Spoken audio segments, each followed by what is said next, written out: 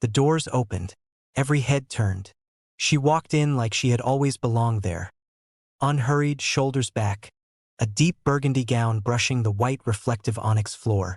And beside her, one hand resting lightly at the small of her back, was a man whose face had been on the cover of 3 international business magazines in the last 6 months alone.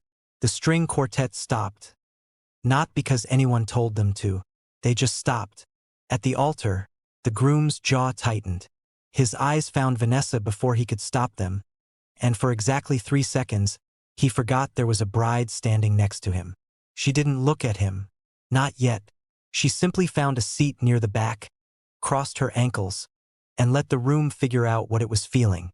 3 weeks earlier, Vanessa had been sitting on her kitchen floor eating cereal out of the box at 11 in the morning, still in the same oversized shirt she'd slept in for 2 days. The invitation had arrived in a cream envelope with gold lettering. Her name in the center. Min-jae Kim and Jiun Park request the honor of your presence. She almost threw it away. She picked it up 4 separate times, walked to the bin, and put it back on the counter each time.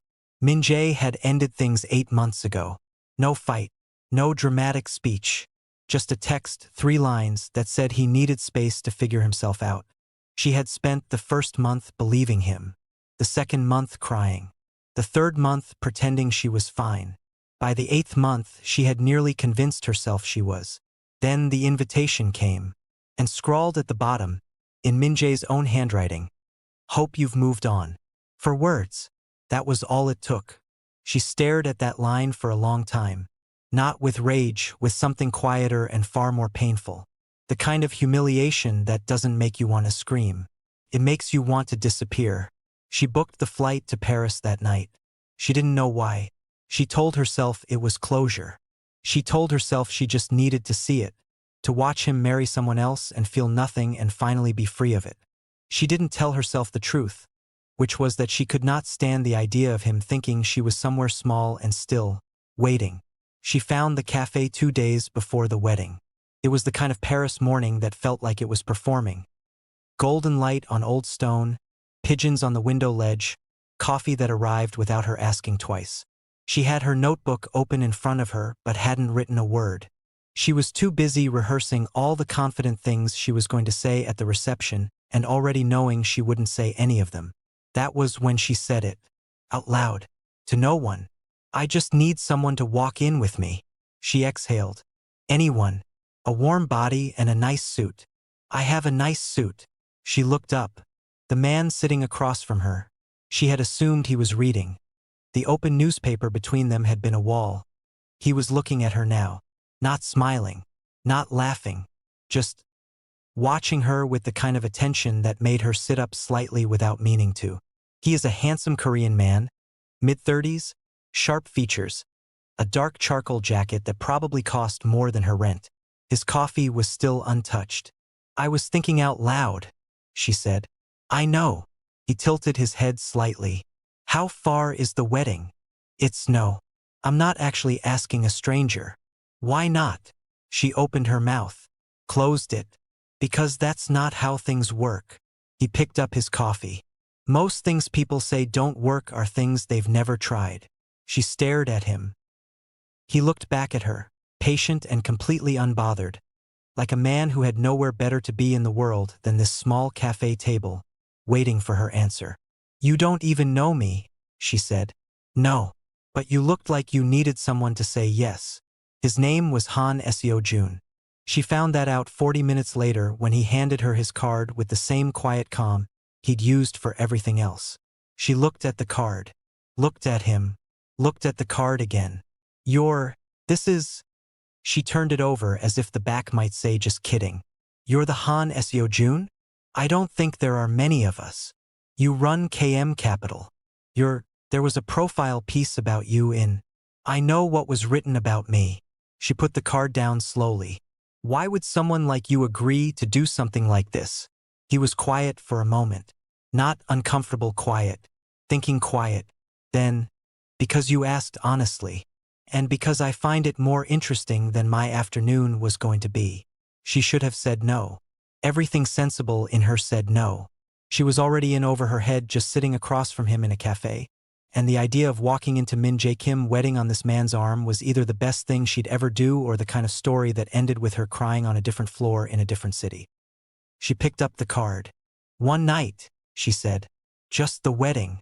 And you don't ask me things I don't want to answer." "Agreed." He extended his hand. She shook it. His grip was steady. Hers was not. They spent the next day doing something she hadn't expected. Talking. Not rehearsing lines. Not building a fake backstory. Just talking. At a bookshop near the Seine, over dinner at a quiet restaurant where no one seemed to recognize him, and later on a long walk back that neither of them suggested and neither of them ended. She told him about the text. Not all of it. Just enough. He didn't flinch, didn't offer her recycled comfort. He just listened, and asked one question when she was done. "What do you want to feel when you walk out of that room tomorrow?" She thought about it. "Like I'm not waiting anymore." He nodded slowly. "Then that's what we're going for." The ceremony had already begun when they arrived. That was intentional. Vanessa had almost talked herself out of walking in at all. She'd spent 20 minutes in the car outside the venue convincing herself she didn't need this, that she was healed, that Min-jae's opinion of her life held no weight. All true. All things she stopped believing the moment she reached for the door handle and her hand wouldn't move. Han Seo looked at her. Not with urgency. Not with a speech. He simply said, "You don't have to prove anything, but you already got dressed. That counts for something." She breathed, reached for the handle again. It moved. The doors opened to the sound of a violin and 120 people turning to look at who had just interrupted the most important moment of someone else's life. She felt it, that first wave of eyes. Her instinct was to shrink, to apologize, to find the nearest corner and disappear into it. Then Han Seo's hand settled at her back. Quiet, steady. "I'm right here." She didn't shrink. She walked. Min-jae saw her in the third second. She knew because his posture changed. A subtle lock in the shoulders that she had learned to read years before she knew she was reading it. Jeon Park, his soon-to-be wife, was beautiful in a way that felt deliberate. Everything carefully chosen, everything positioned. She caught the shift in Min-jae too and turned and found Vanessa.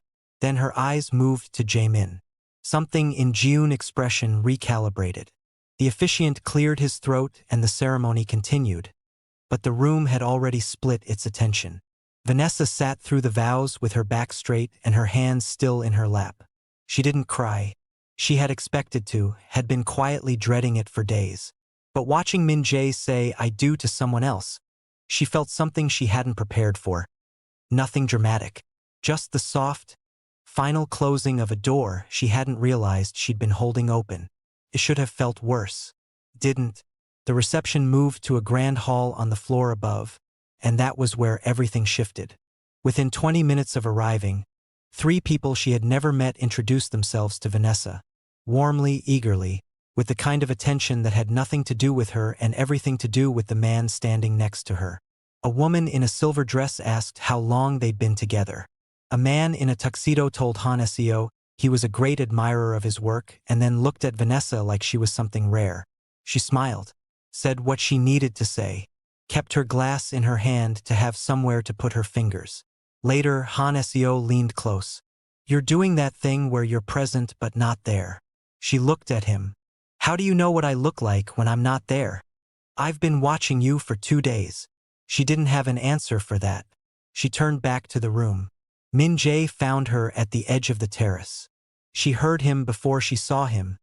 His footsteps had a particular rhythm she still recognized without trying to. He stood next to her for a moment without speaking, both of them looking out at the Paris skyline doing what Paris skylines do. "You look well," he said finally. "Thank you." A pause. "He's Han Seo. I'm aware. How long has that?" "Min-jae." She turned to look at him. Not with anger. Anger would have meant he still had some hold on her. She looked at him the way she would look at an old photograph of a place she used to live. "Why are you out here?" He exhaled. I didn't expect you to come. And I definitely didn't expect." He gestured vaguely in the direction of the ballroom. "Is this some kind of game?" he asked. She held his gaze. "No. This is what moving on looks like." He didn't reply to that. She watched something move across his face. Not guilt. Exactly. More like the particular discomfort of realizing a story you told yourself about someone no longer fits. Vanessa. But she was already done with the conversation. Not rudely. She simply turned away, and that was the end of it. She walked back in to find Han Seo at the center of a small circle. Business contacts, she assumed, or people trying to become business contacts. He was courteous, measured, the kind of man who could engage a room without being consumed by it. But the moment he saw her, he stepped out of the circle. Just like that, mid-sentence from whoever was talking. He moved toward her and the circle adjusted itself without complaint, because when Han Seo moves toward something, apparently the world makes room. "Everything all right?" he said quietly. Yes, she meant it. He came to ask if this was a game. "What did you say?" She smiled, small but real. "I told him the truth." Han Seo watched her for a moment. "You don't look like someone who just ran into her ex at his own wedding." "No. You look like someone who just put something down that was very heavy." She felt her throat tighten. Not from pain, but from being seen accurately and unexpectedly. She looked away before she said something she hadn't planned to. "I should find my table," she said. "Vanessa." She turned. "For what it's worth." He paused, and something in his voice was different now. Quieter, less careful. "This stopped being an act for me a long time ago." The string quartet was playing something slow across the room. Somewhere behind her, Min-jun was dancing with his bride. Outside, Paris was still being Paris. She stood very still, and she knew whatever this was, it didn't end tonight. They left before the dessert course. Not dramatically. No scene. No final glance over her shoulder. She simply set her glass down, gathered herself, and walked out with Han Seo at her side. A few guests watched them go. She didn't perform for any of them. The night air outside was sharp and clean. After hours of perfume, warm lighting, and conversations built out of performance, the cold felt honest. They walked without deciding to. "I owe you an apology," she said after a while. "For what?" "For dragging you into something that was never your problem." "I walked involuntarily. You held the door. I made the choice." He glanced at her. "Don't take credit for that." She exhaled, part laugh, part release. "I just mean, I didn't expect it to feel like this." "Like what?" She considered it. "Like I actually survived the night. Not just endured it." She paused. "Usually when I make it through something hard, I feel relieved. This feels different. Lighter." Han Seo didn't respond immediately. He had this quality. She'd noticed it at the cafe, noticed it all day, of letting silence sit between people without trying to fill it. As if he trusted the conversation to continue when it was ready. "You didn't need the wedding," he said eventually. "You needed to stop wondering what it would feel like." She looked at him. "Is that what I was doing?" Most people who say they need closure are really just asking themselves a question.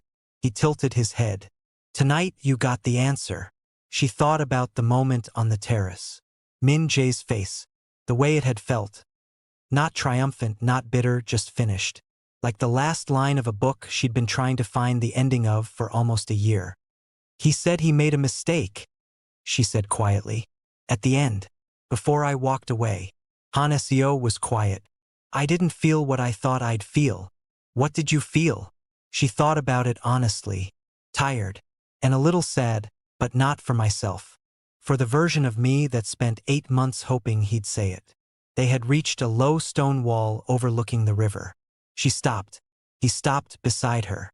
Below, the water held the city lights loosely, moving, never still, always reshaping itself without losing what it was. "I told him no," she said. Not with that word.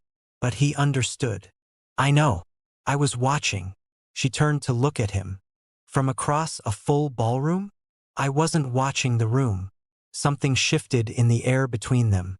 Not tension, something warmer than that. The kind of feeling that appears when two people stop pretending they're not in the middle of something. "Han Seo." She said his name carefully. "What happens now?" He turned toward her fully. In the whole time she'd known him, 3 days barely.